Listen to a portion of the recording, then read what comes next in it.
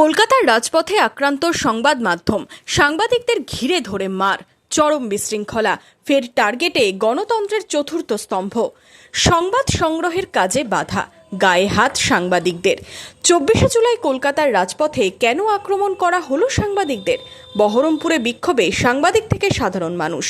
শনিবার বহরমপুর টেক্সটাইল মোড়ে চৌতারায় মুর্শিদাবাদ জেলার সাংবাদিক সুরক্ষা ও অধিকার মঞ্চের আহ্বানে হয় প্রতিবাদ কর্মসূচি। সংবাদ মাধ্যমকে গণতন্ত্রের চতুর্থ স্তম্ভ বলা হয়, কথাটা এখন কথার কথা হয়ে গিয়েছে। রাষ্ট্র নিগ্রহকারীদের বিরুদ্ধে কোনোদিন কোনো ব্যবস্থা নিচ্ছে না, একটা ক্ষেত্রে দেখাতে পারবেন না। এই জেলাতে 2023 সালে পঞ্চায়েত নির্বাচনের প্রাককালে পঞ্চায়েতের নমিনেশন জমা দেওয়ার লাস্ট শেষ দিনে এপ্রিলের 23 ঝড় হয়। গোটা রাজ্য জুড়ে সাংবাদিকদের উপর নির্যাতন নেমে এসেছিল, নিগ্রহ নেমে এসেছিল। আমাদের এই জেলার অন্তত 4 জন সাংবাদিক নিগৃহীত হয়েছিল। নামী সংবাদ সংস্থার সাংবাদিক থেকে শুরু করে আরো অন্যান্যরা নিগৃহীত হয়েছিলেন। কারা নিগ্রহ করেছিল, কোথায় নিগ্রহ করেছিল, সব প্রকাশ্যে করেছিল দিনের বেলা। কিন্তু একজনের ক্ষেত্রেও, গোটা রাজ্যের কারো ক্ষেত্রেও না, আমাদের জেলার ক্ষেত্রেও কোনো ব্যবস্থা নেওয়া হয়নি। এইভাবে দুষ্কৃতকারীদেরকে রাষ্ট্র প্রশ্রয় দিচ্ছে সাংবাদিকদেরকে। আজকে একটা গদি মিডিয়া বলে কথা এসে গেছে, কথাটা মিথ্যে নয়।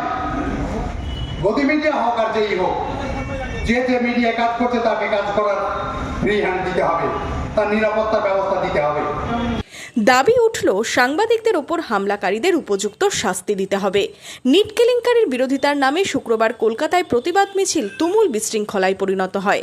শেষে ধর্মতলায় আক্রমণ করা হয় সাংবাদিকদের ওপর। আক্রান্ত হয়েছেন বেশ কয়েকজন সাংবাদিক ও চিত্র সাংবাদিক। শনিবার এই ঘটনার প্রতিবাদে সরব বহরমপুর। এর মধ্যেই সাংবাদিক নিগ্রহে 7টি মামলা দায়ের হয়েছে। বিধানসভায় খোদ মুখ্যমন্ত্রী শুভেন্দু অধিকারী জানিয়েছেন, এই ঘটনায় 70 জন আক্রমণকারীকে চিহ্নিত করা হয়েছে, দিয়েছেন কড়া ব্যবস্থা নেওয়ার আশ্বাস। অভিযুক্তদের বিরুদ্ধে যুক্ত করা হয়েছে গুন্ডা দমন আইন।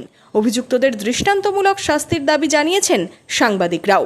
কর্মরত বিভিন্ন সংবাদ মাধ্যমকে সেখানে প্রকাশ্যে পুলিশের সামনে যে আক্রমণ করা হয়েছে তার ধিক্কার জানিয়ে আমরাও মুর্শিদাবাদ জেলা সাংবাদিক সুরক্ষা অধিকার মঞ্চ, যখন আমরা বারবার স্থান, কাল, মত, পথ নির্বিশেষে যেভাবে সাংবাদিকদেরকে ভাগ করে তাদেরকে বিচ্ছিন্ন করে বিভিন্নভাবে তাদের আক্রমণ হানিয়ে আসছে, তার প্রতিবাদে মাত্র কয়েক ঘন্টা নোটিশে আজকে আমরা এই ধিক্কার সংহতি জানিয়ে ধিক্কার সভা করছি।